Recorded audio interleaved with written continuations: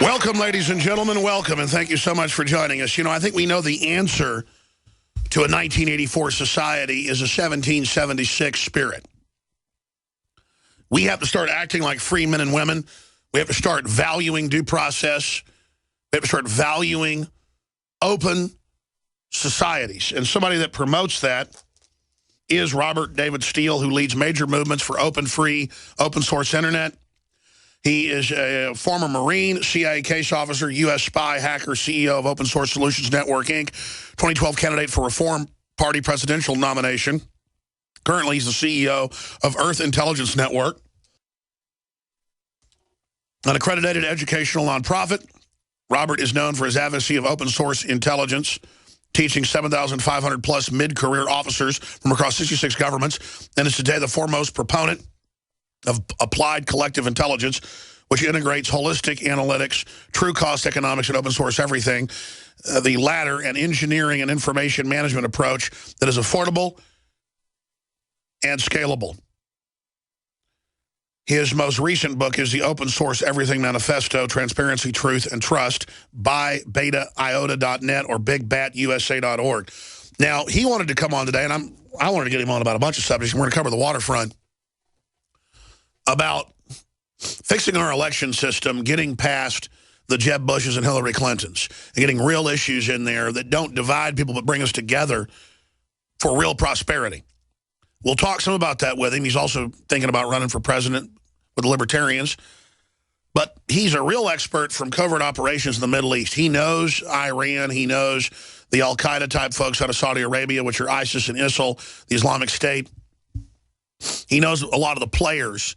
So he can give us really an expert. He's not one of these CIA guys that was like a desk jockey or all the new generation that's where they've tripled the size of their operatives just to run around and act cool and wear black sunglasses. He's actually worked with the Marines, the Army, and actual operations all over the Middle East. So he can speak to what he thinks is going on, because you've got double-crossing Iran, double-crossing Saudi Arabia, the West funding ISIS under the Free Syrian Army and then not funding it. But are they? And the Iraqi president says they have proof that they are. And so is it a triple cross, a double cross, or is it really just cause a destabilization civil war between the Arabs and the Persians?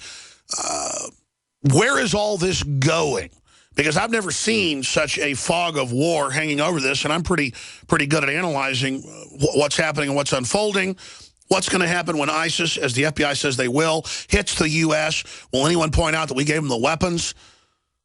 The motive, of course, is let them attack us to take our liberties, a form of false flag. But then I say, what is the answer to the dictatorial move by government, internet power grabs, opening up the borders outside of law? Well, the Wall Street Journal has the headline, Washington strips New York Fed's power. The New York Fed, folks, is the private arm that makes most of the decisions. This would actually be a U.S. government takeover, partially, of the Federal Reserve. This just came out 30 minutes ago. I'm stunned, trying to read it during breaks. It's a long 16-page article. Secret triangle document gives control of bank regulation to committee. And I'm even saying this is a good thing right now. The committee is run by Fed governor, which is calling the shots in an oversight of banking titans such as Goldman Sachs Group and Citigroup, Inc. So is this good or bad? All I know is this.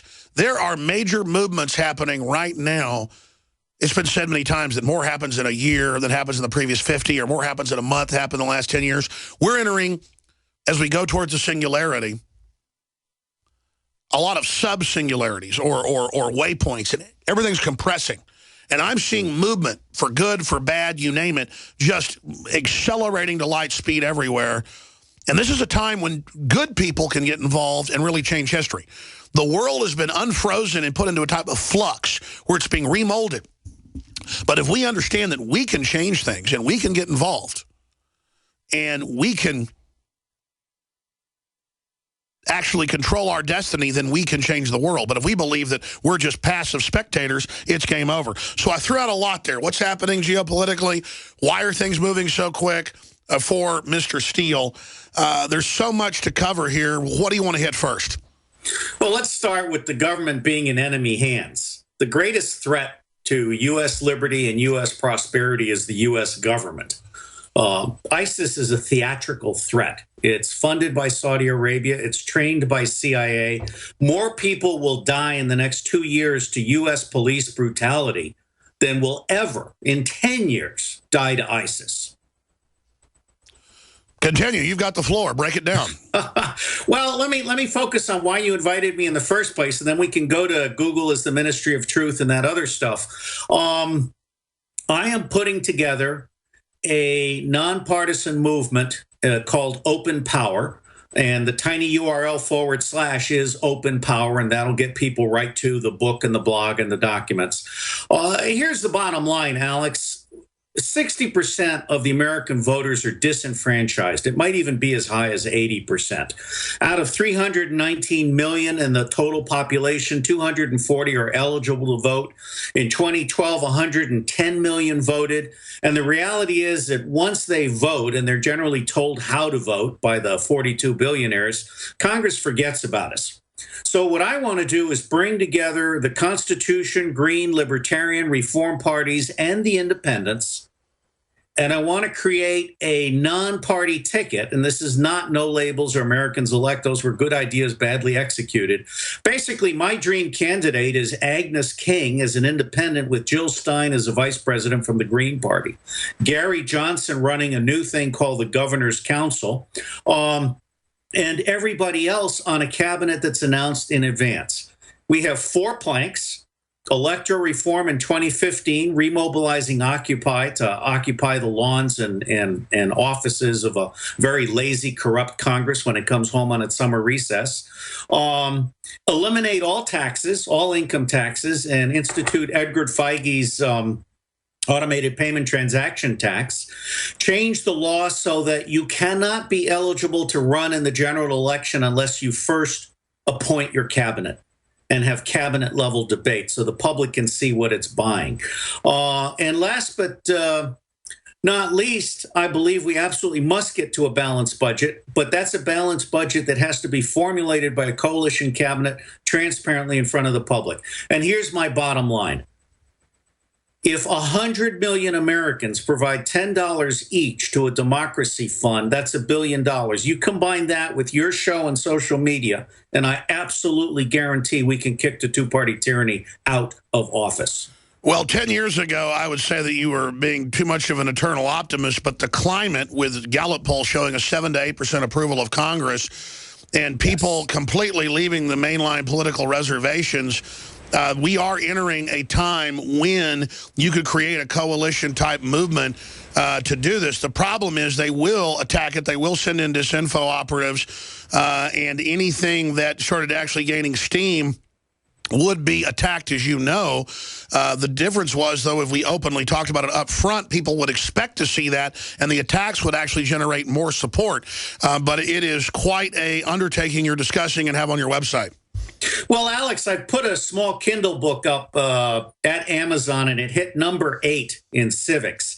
And I opened the book with the YouTube from Eric Liu on what citizens need to know about power. That's the most powerful 17-minute YouTube I've seen in my 3 years of life. I will tell you without any qualification whatsoever, if the independents, Greens, and Libertarians are willing to put aside their obsession with individual issues and come together on the one thing that we can all rally around, electoral reform, I absolutely guarantee I can deliver the U.S. government back to the U.S. public.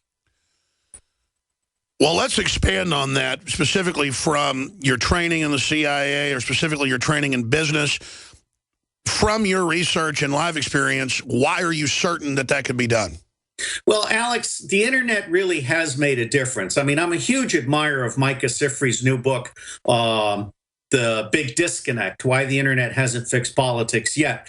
And Micah makes a core point, which is that all of the activists today are as fragmented as the activists were in the 1960s when CIA and the Atlantic Council and the Ford and Rockefeller Foundations, they were basically throwing out a lot of money in order to divide and conquer. And we are divided and conquered today. The think tanks in Washington are largely worthless because they're all chasing after bits of money that will keep them in line. The reason I'm certain is that we are now starting to see some revolutionary moments. And I've posted the most popular graphic on my website is called Graphic Preconditions of Revolution in the USA Today. I did my 1976, my first graduate thesis on predicting revolution. And I'll tell you what, hold it there, because this is so important. You're talking about flashpoints, catalysts, triggered events. We'll get that graphic from your site, put it on screen for TV viewers. We'll direct folks to the website if they're radio listeners. But there are catalysts, and the system may try to launch its own catalyst ahead of time to detonate a false revolution to stop our revolution. So I want to ask you about that as well. This subject could not be more important. Stay with us. Robert David Steele is our guest. A little bit in the next hour, if you can do it, to take your phone calls. Formerly with the CIA and actual ground operations. Author, researcher, a book reviewer. Got 2 popular websites. And he was just getting into, if you joined us, writing a thesis paper on trigger points. He's talked about this before. If a soccer mom tortures herself in front of the White House and it gets caught on tape, I'm not saying somebody should do this, and it's put out the correct way, you could get whatever the issue was basically changed, if it has the public's will behind it already. So trigger events, catalyst, and the establishment knows we've reached this tipping point. I think they'll try to trigger a fake thing like the Arab Spring and then have it led in the vacuum by a bunch of miscreants. That's my concern, is they'll use it as a socialist or communist revolution, not a free market revolution that you and others are promoting. You've got the floor, Mr. Steele. Break down exactly what you're getting at here and the climate we're in right now. Well, first off, I'm increasingly concerned that Elizabeth Warren is being turned into a Manchurian candidate and that she is the logical follow-on to Obama as theatrical pap. I mean, if you look closely at Warren, she's doing everything she can to protect Fed secrecy, and she's doing everything she can to protect the New York banks, and they're continuing to do business as usual. So I'm extraordinarily skeptical of the progressive enthusiasm about Elizabeth Warren. Now, let me come back to who I do believe in. I believe in Angus King. I believe in John Huntsman. I believe in Jill Stein. I believe in Gary Johnson, although I think Gary should be Governor General in charge of the Governor's Council and focusing on state rights rather than president. I also believe that we're now reaching a point where people understand that the FBI and its false flag movement is, in fact, the sole source of terrorist incidents in the United States. In fact, I was just reading about how a Muslim community has increasingly begun to identify FBI provocateurs and get legal restraining orders against them. So you now have the situation where the Muslims in the United States of America are filing restraining orders against FBI false flag attacks. False flag incentives to attack. This is extraordinary. The citizens are becoming very aware, and they're finding that they can, in fact, fight back and expose all of this stuff. But for me, the long and the short of it is that Mark Zuckerberg of Facebook, Joan Blades of MoveOn, and Jackie Salet of independentvoting.org have the power to bring together not just the former political candidates, but activists like myself and Eric Liu and Richard Wolff, whose book, Occupy the Economy, Confronting Capitalism, is extraordinary. Ralph Nader is also starting to come along. He has a new book out, Unstoppable, which I'm not completely satisfied with.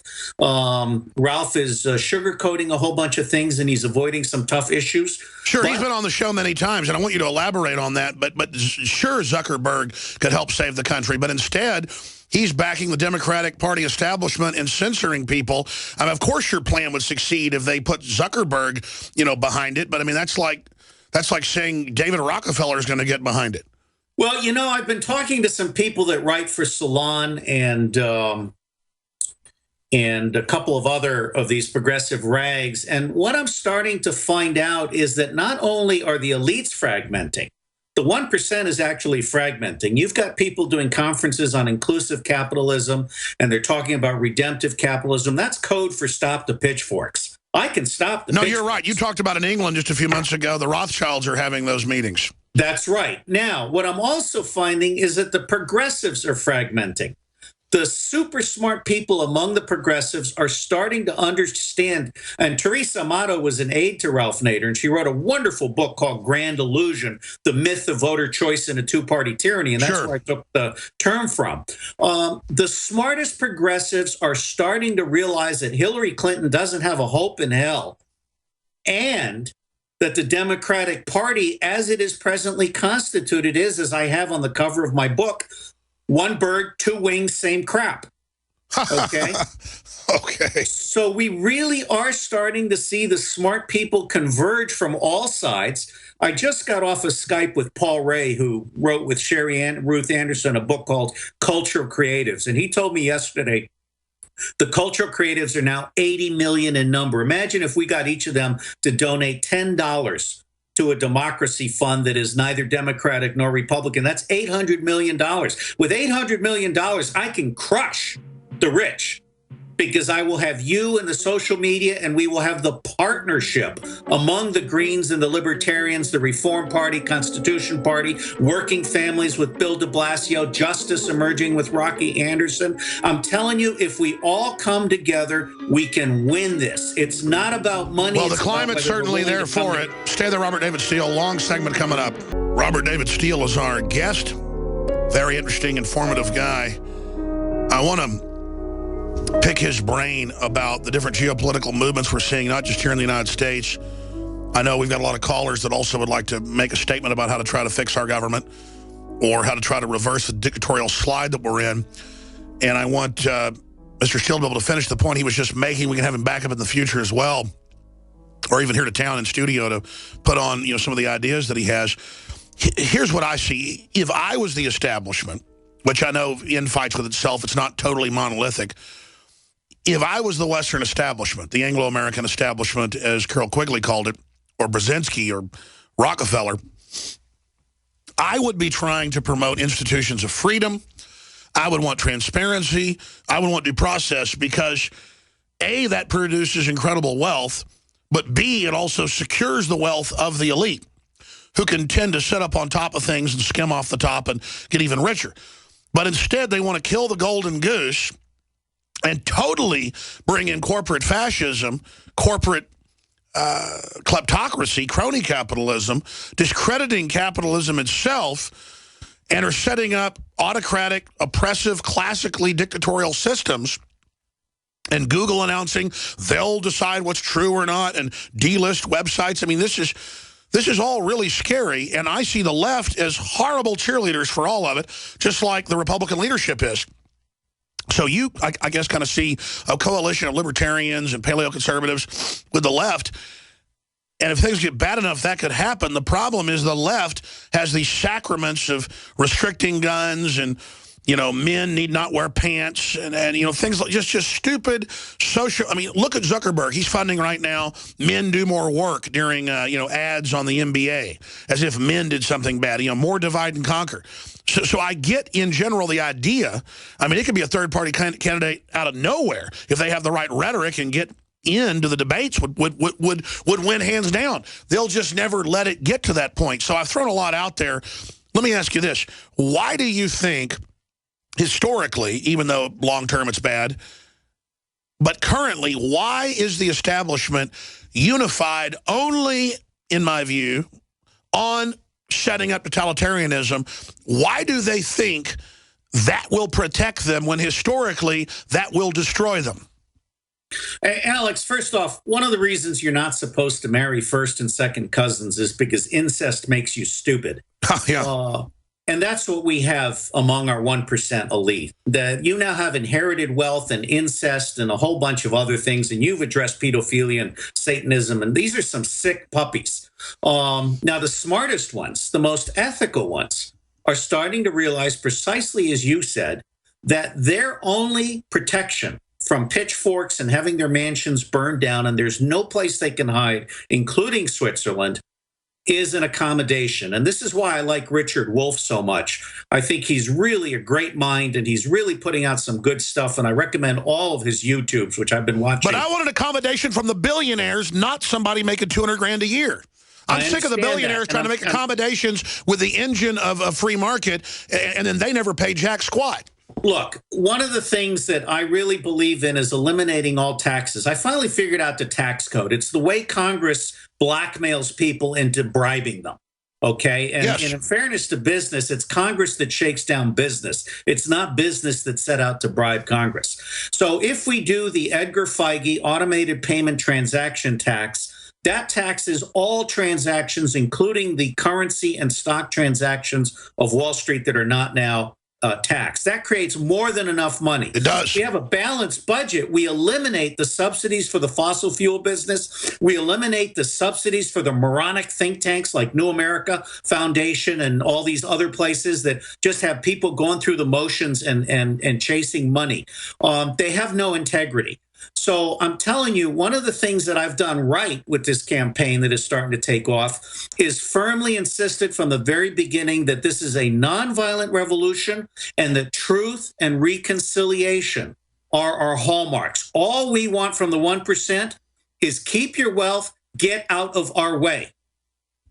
Absolutely. And that's the thing. They always say, oh, we got to keep the economy going. Humanity is so prosperous. If they just get out of our way with all their crony bureaucracy and selective enforcement, the wealth and innovation is just startling. The way they block, quote, all the disruptive technologies. That's why I think the libertarians are central to the solution.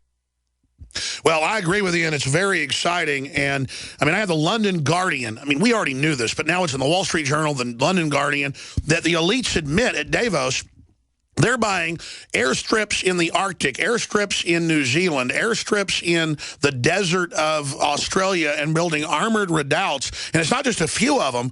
I mean, they're building them in the Ozarks. Their government's digging in.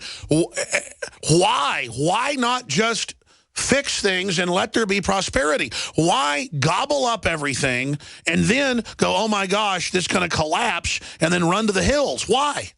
Well, you really have to understand, there's an excellent book called Business Blind Spots by Ben Gilad. And one of the things he points out is that the information that is reaching these people, including presidents of countries as well as corporations, the information is invariably filtered, biased, late, or false. Okay? So these people are operating in an alternative reality. And one of the things that we have to do is actually get to the point where we can retake the Congress. We can then start to publish truth rather than Google's version of the truth, or the Obama version of the truth, or the 700 Club version of the truth. And I believe that we are on the verge of a major convergence and also a major breakout. All of our prior institutions, including labor unions, the church, and the universities, have failed. Sure. We're about to go into Revolution 3.0. Well, when you mentioned the inbreeding by the third dynasty, I know because I was reading about it just again the other day, of the Egyptians, they on average would live to be about 12. They were about 3 feet tall. They were completely, I mean, seriously, they had so many disorders in the royal family. If you've ever gone to like one of the British museums or others, and you go through and see the mummies of this king, this queen, they're all literally completely insane and mutated from interbreeding and marrying their sisters and brothers over and over again for 500 years. You look at this and you talk about the Rothschilds, the Rockefellers, the Astors. It's a handful of families that interbreed with each other, and they admittedly, I mean, the Queen of England has most of her siblings are locked up in mental institutions or are already dead. Most of, and it's very sad, but you're absolutely right. So many of these elites are what Anthony Gucciardi, my buddy, calls aliens. He calls all the rich trust fund kids in Austin that we run into aliens. And I mean, they could be 50, a trust fund kid. They don't know what planet they're on. They don't know how to tie their shoelaces, but they've got brand new Ferraris. And they have no idea what's even going on. Well, look, let me come back to a positive note. You talked about the billionaires. One of the things that I've noticed is that Warren Buffett, Tom Steyer, and Bill Gates have all admitted that not only is the system broken, but all of the money they've been giving away to charity and various issues has been wasted. All right. So what's happening now is there is a growing realization among a critical center of gravity mass that if we set aside the issues if we stop trying to push one thing. Like Lawrence Lessig is completely wrong to be focused on getting money out of politics. That's a side issue.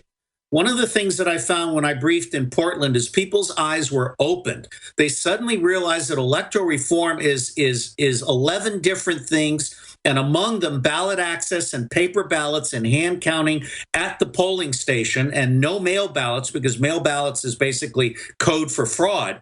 All of this stuff matters. Getting money out of politics makes no difference at all if you still have gerrymandered districts and you keep people from actually being eligible as independents or Greens or Libertarians to run for office or to be elected. So here's the deal. If Steyer wants to make his money work for climate change, first, he has to fund electoral reform. Again, pulling back from the day-to-day garbage that's going on and just seeing the direction that the establishment's going in, if there isn't real moves towards reform and instead a move towards totalitarianism to control things, and clearly I think they've made that decision in the main, that's the direction they're going. I agree with you. There's a lot of signs that some of the more sane people in the establishment realize that's going to end up being a bear trap that catches their leg more than it catches the general public's leg. But where does this go as not just a field guy in the CIA and actual operations, but also as an analyst looking into that crystal ball? Where does the world go if we don't start reforming? Well, first off, I got to tell you, I was just watching this video of a guy that stripped down to nothing during a TSA search to protest unreasonable search and seizure. And I wrote an article that was widely read on the 2 cops that were killed in New York. The canary dies also. The system is very close to imploding. It's unsustainable in its current form. And it might be able to elect another Manchurian candidate in 2016, but all indications are that by 2020, we have American populism back in power. So I'd rather not waste those 4 years. And if people will take a look at the Electoral Reform Act of 2015 and the open power concept, I believe that we can non-violently get us back on track. And my final phrase, there's nothing wrong with the United States of America that can't be fixed and fixed quick by restoring integrity to our electoral system and to our government. Oh, I agree. As screwed up as things are, historically, we could turn it around with the gravitas, the power we still have.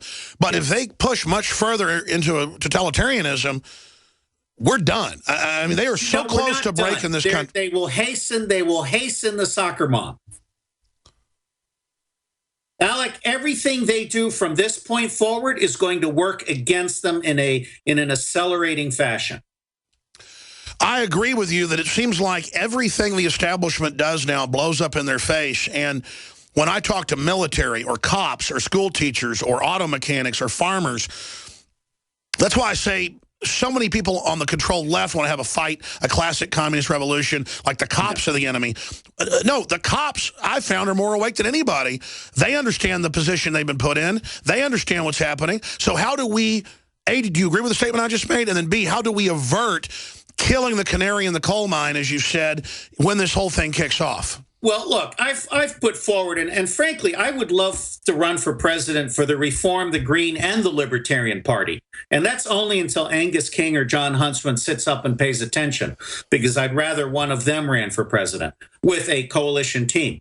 But the key to victory here is a series of electoral reform workshops around the country. The other half of this initiative, which is in my little booklet at Amazon, is the Open Source Activist Toolkit, which addresses Micah Sifry's very sound analysis, which is we have to learn how to share information and talk to each other. But I believe we can have an electoral reform summit in June, at which all of the prior political candidates, including Ralph Nader and Jesse Venturi and Cynthia McKinney and Carol Mosley Braun and so many others, Barbara Marks Hubbard, they all come forward and they all issue a statement of demand.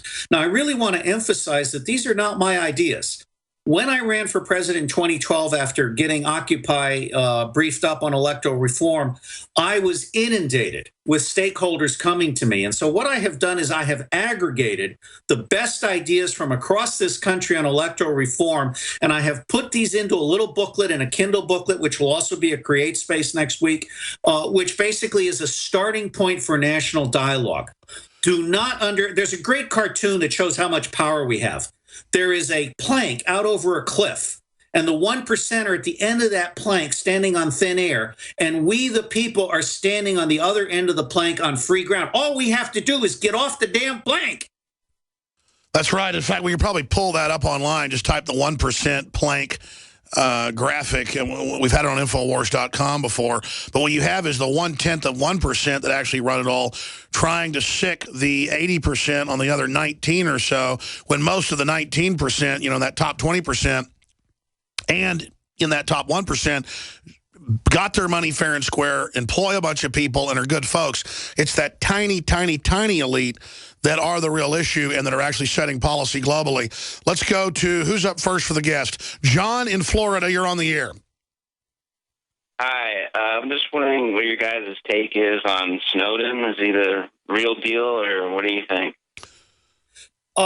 I actually think that Snowden is an approved CIA operation, and that the State Department took his visa away so that he would be forced to stay in Russia in exile.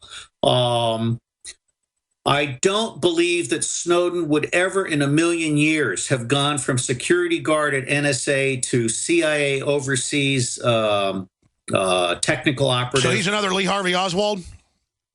No, he's far more than Oswald, because he's been used. I think NSA went one blackmail op too far. And the powers that be started to realize that NSA was doing insider trading to beef up its offshore accounts. Basically, that's what a lot of heavy hitters have told me, is it was a CIA NSA fight, basically. Yes. Well, no, there's Defense Department. Multiple wars going on within the U.S. government. Yeah. And one of them is between the FBI and CIA, and other is between NSA and CIA, and other is between NSA and everybody else. Basically, NSA has finally scared the crap out of the 1%. That's it. And so they're trying to cut it down to size. Yes. Got too big for the britches. And does Snowden know that? Because here's the deal. I've had major whistleblowers on from the NSA, like William Binney and so many others. No attention. You know, AT&T whistleblowers, real whistleblowers, almost no coverage. But then when Snowden comes out, I mean, the mainstream media got all behind it. And I tell you, that's what's suspicious. It is suspicious, and I was discussing this with someone else, and the whole way in which the Snowden operation handled Greenwald, who I think has been scammed. They basically isolated Greenwald. They put him into a little box, and so then they started feeding him stuff. Now, let me say, I think that what's the outcome of the Snowden operation has been uniformly positive. I have no problem. So you're saying it was a good move by the elite to start realizing this panopticon can burn their britches as well? Yes, but one of the things we really need, and actually Obama could make much, much more of his last 2 years in office if he would get in touch with the truth and with ethics. Because what we have now between Jim Clapper and Mike Vickers at the Department of Defense, and John Brannon with his drones still assassinating people, and rendition and torture, and kids that don't know anything, it's a disgrace. We need our government to get ethical and smart again. I hear you, caller. My breath. Caller, that was an amazing point. Sorry to interrupt. We'll be right back with our guests to talk to Gerald and others who have questions. That's why I love taking calls for guests, because I should have asked that question. Briefly, Congress stands up to FCC power grab with bill. Bill important because it reasserts power of Congress over unelected bureaucracy. Now, again, I've read the bill. It isn't perfect, but it is Congress is supposed to do this. You better believe the FCC taking over the internet is not going to protect it. But you also better believe that the Republican side wants it to be taken over by corporations. So we'll talk about the battle for the internet and what Google and others are doing with Steele, who's an expert on it, some of the next hour. Right now, let's go to a phone call. Gerald in California, you're on the air with our guest. Go ahead. Alex, always a pleasure. Lung Cleanse is definitely one of the go-tos for me. Thank you. Mr. Steele, this has definitely been one of the most informative guest appearances, at least for me. You've given me a lot of tabs to keep open and go and research later. Now, just referring to the Snowden incident, and picking up from where you guys left off, after watching Citizen 4, I believe in this, and you guys can interject. I believe that the way Snowden went about releasing the information is what gained publicity for the whole idea. With him keeping himself out of the picture and just putting the information out to the public and the news media. I think that created a successful reaction from the public, and to get everybody worked up. What do you guys think? Well, I think you're right. It was managed very, very capably. The real question, and again, one of the tenets, and I used to be very, very good at covert operations. I actually wrote the script for the El Salvador story in the 1980s for the entire world. I was allowed to bypass headquarters and send the message out to 17 stations worldwide. The key to a successful information operation is to use the truth to hide the truth. And I think that's part of what's happened here.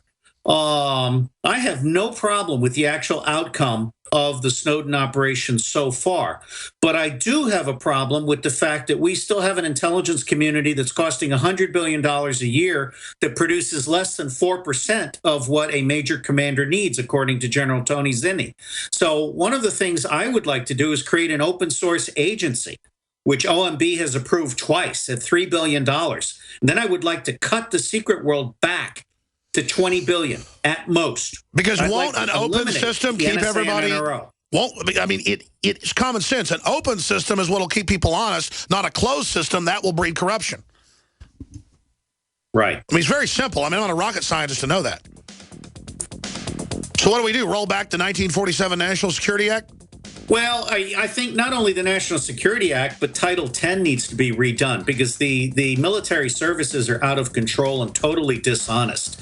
The Army now has a new monograph out on how lying is endemic to the officer corps, and that goes all the way to the Chief of Staff of the Army. All right, Robert, stay there. We got to come right back in 70 seconds with Robert David Steele. Stay with us. Going back to Mr. Steele, our guest, working in the CIA, I know in the Middle East and actual operations with the Army and others, you know the different groups. And earlier you pointed out very succinctly what you think is going on with ISIS. But recapping that and expanding, are they losing control of the situation, or is it just a general Muslim sectarian war they want, a religious war? What is the goal looking at this? Is there a real split with Saudi Arabia, with the U.S. to Iran, or is that all show? Is this cover so Netanyahu can hit Iran and then the U.S. doesn't get blamed? What are the smarter people saying in Washington? Well, I'm very lucky to have gotten to know many of the smarter people, most of whom don't work for the U.S. government. Let me explore this at three different levels. Number one, Israel's influence in the United States is going to take a sharp downturn. Gareth Porter has an excellent piece out on how Israel has been gaming the Iranian threat for decades. And what I am starting to see, and this last visit by the Prime Minister to Congress may have been the straw that broke the camel's back. There are 6 million Jews in the United States, and the amount of financial and political influence they have is grotesque when you compare that to the larger population of 300 million and more. 6 million, okay? So I think that Israel's ability to manipulate the U.S. government is about to take a sharp downturn, and the lies that Zionist Israel, not the good Jews of Israel, have been telling are about to take a hit. Number two, Iran is not a threat. It never has been a threat. It is not a threat. It is a long-term strategic player. And one of the most popular slides, graphics on my website, is the one that shows the Sunni Shia split. The United States of America, Dick Cheney, fell prey to Chalabi, who was an Iranian asset, and it was Dick Cheney that created the turmoil in the Middle East. The Shiites of Iraq were under Saddam Hussein's thumb. So we have basically created this opportunity for Iran to reassert itself as a major power. And Turkey is also reasserting itself as a major power. Sure. Can you ever get rid of Iran and Iraq once they're in? What's that? I mean, once you let Iran into a place, how do you ever get them out?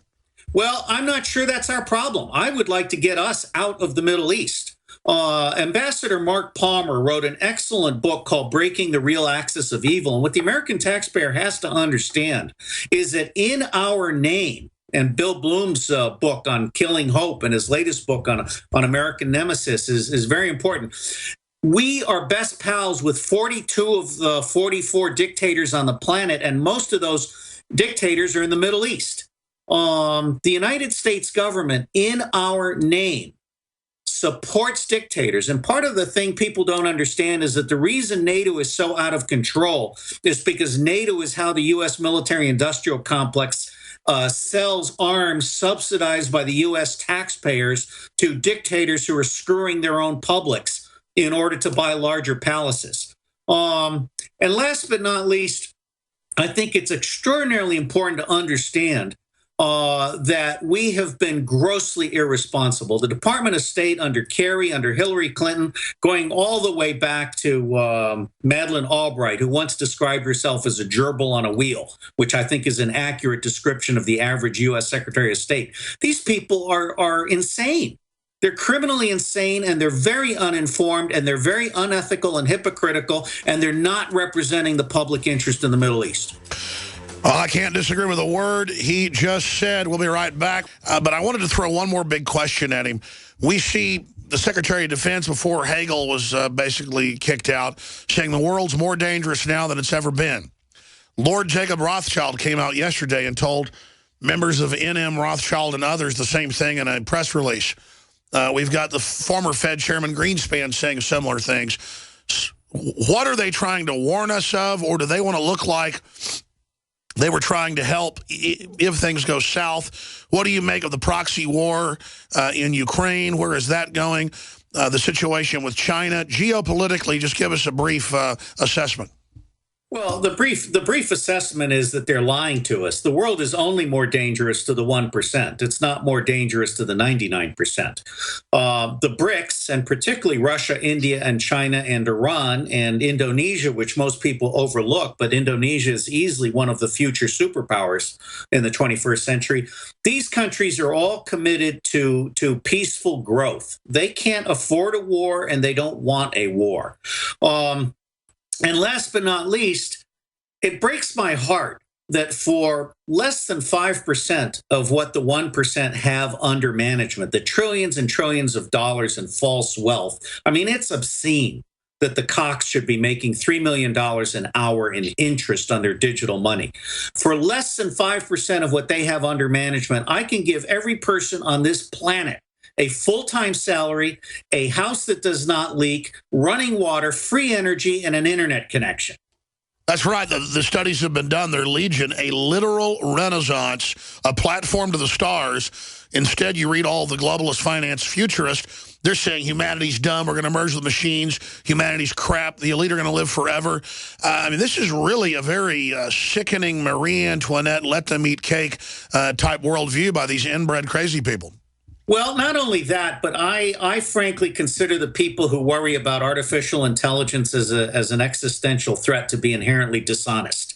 I worry about artificial stupidity.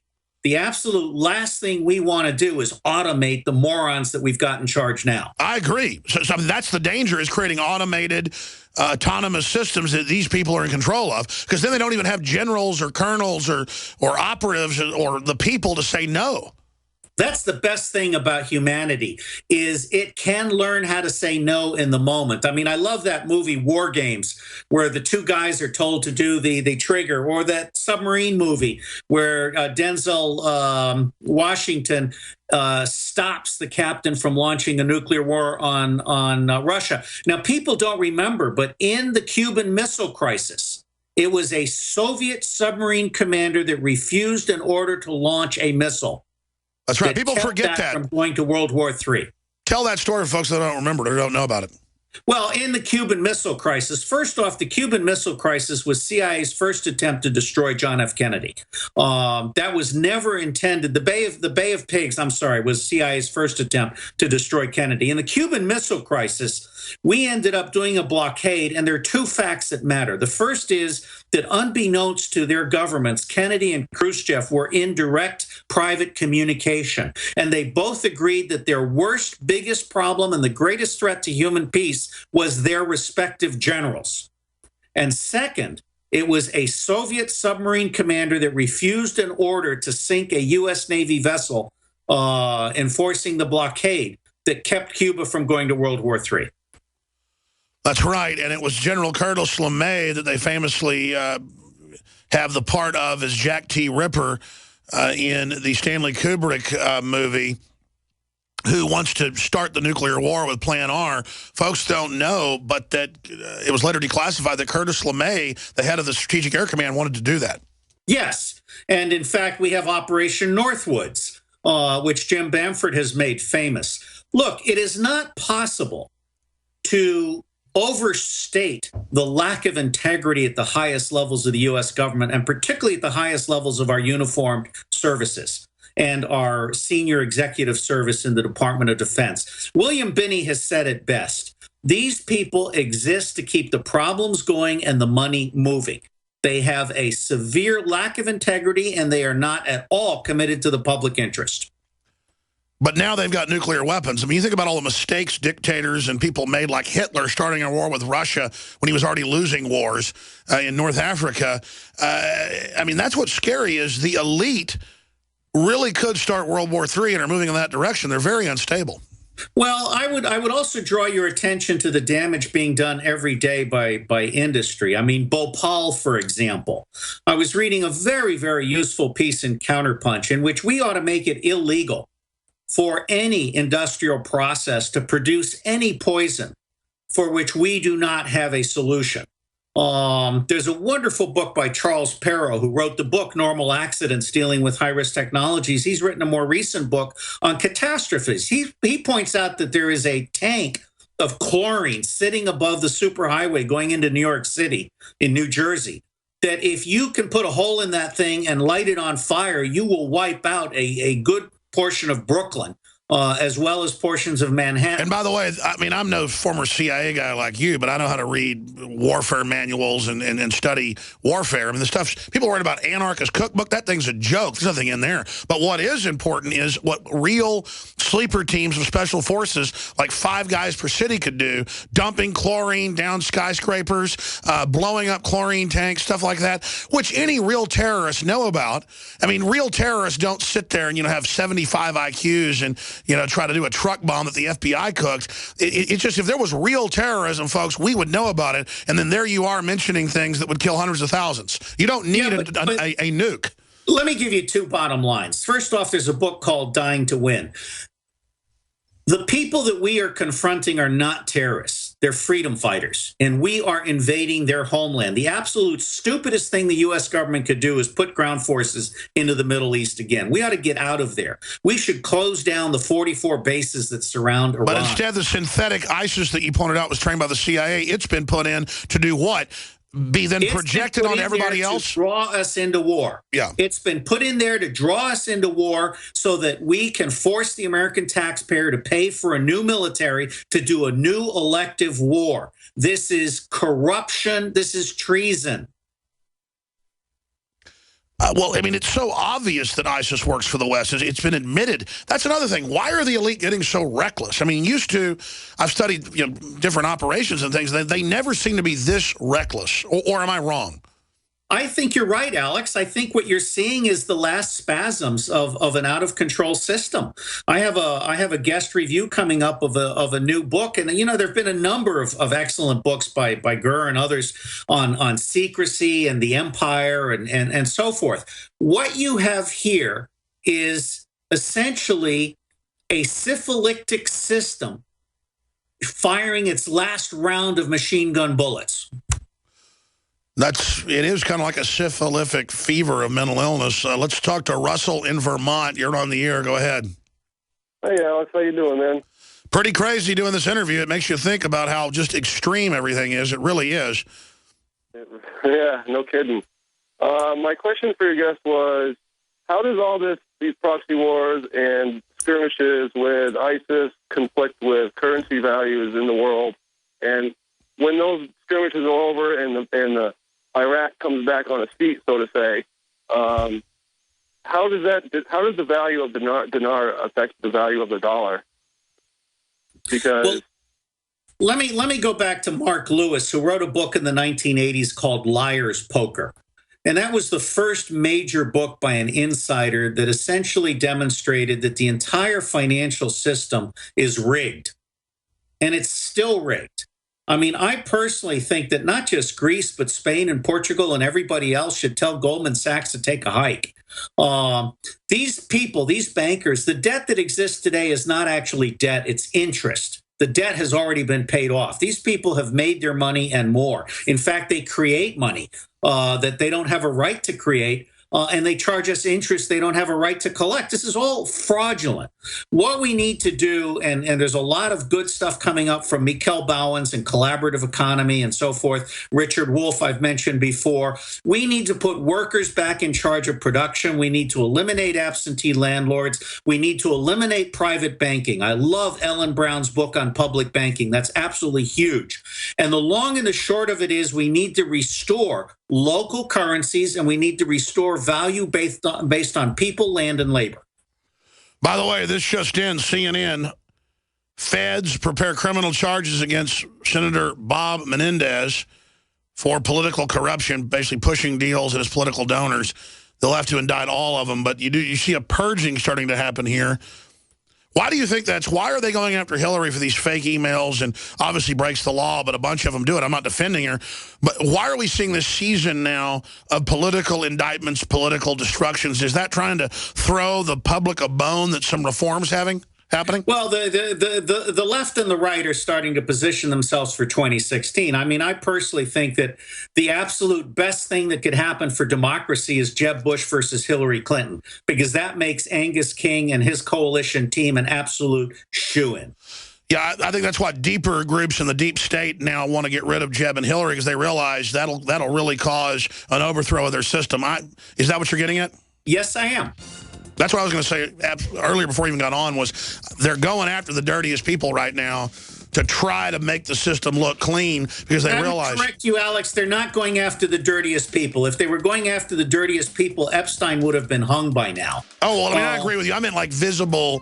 This is a token, okay? This poor guy... Hold on, do one more segment since you're saying that. I want to hold you over and have you finish up in this next segment. Robert David Steele, do 5 more minutes with us.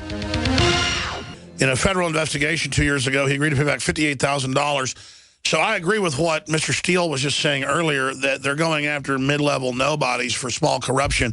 I'm saying some of the worst, nastiest people, though, like Hillary Clinton and Menendez, people that are publicly there with bigger scandals like he has of a sexual nature and other things that have come out. So what they're doing is throwing a few bones to the dog. But it shows how they'll never go after folks for really big issues. Finishing up with your statement on that, and then one final phone call.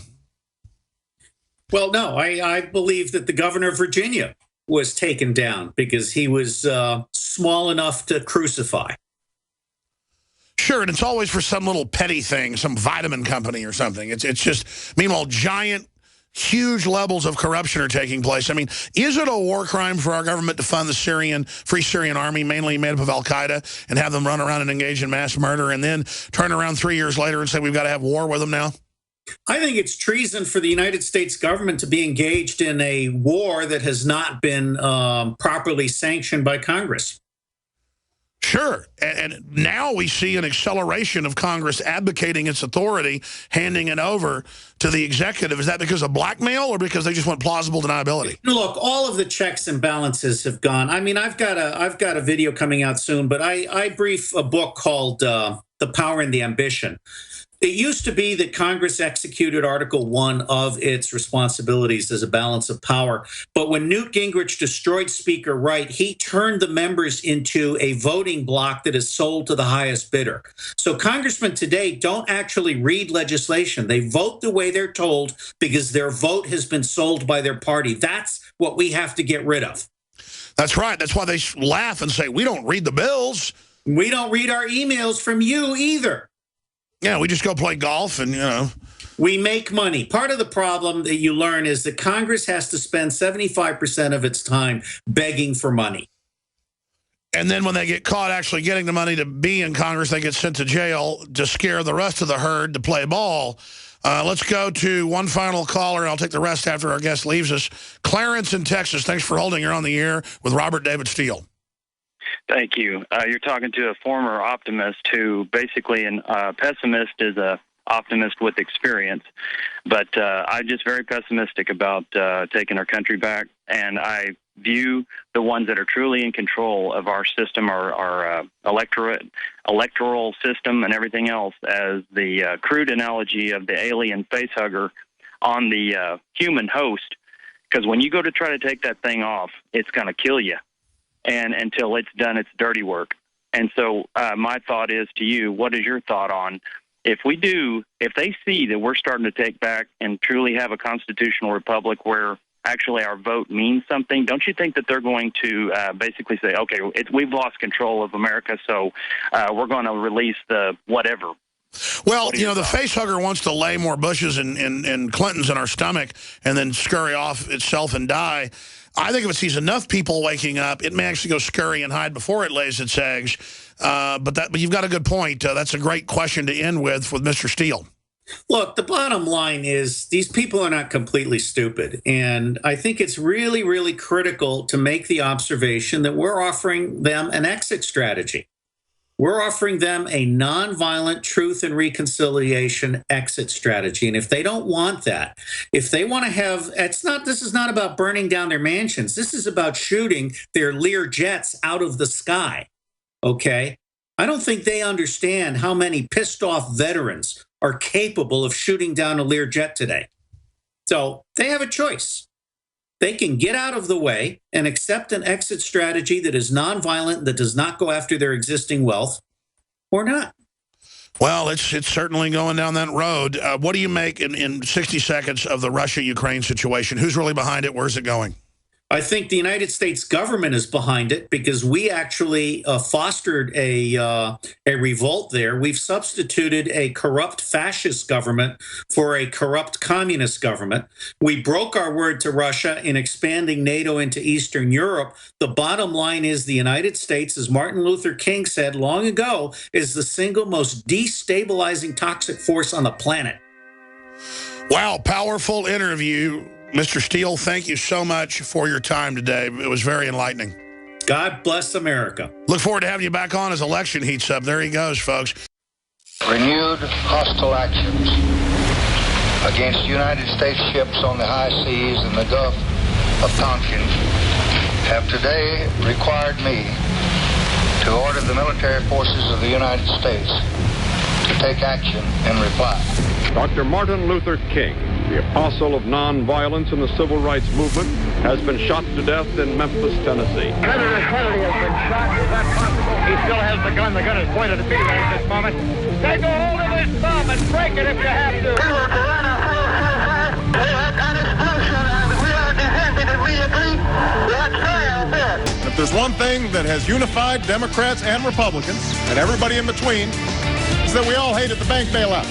The Department of Homeland Security is apparently on a huge ammo buying spree. It comes out to like 1.6 billion rounds of ammunition. Today, it is infinitely easier to kill 1 million people than to control 1 million people. They estimated that they would have to eliminate 25 million people in these re-education centers. And when I say eliminate, I mean kill.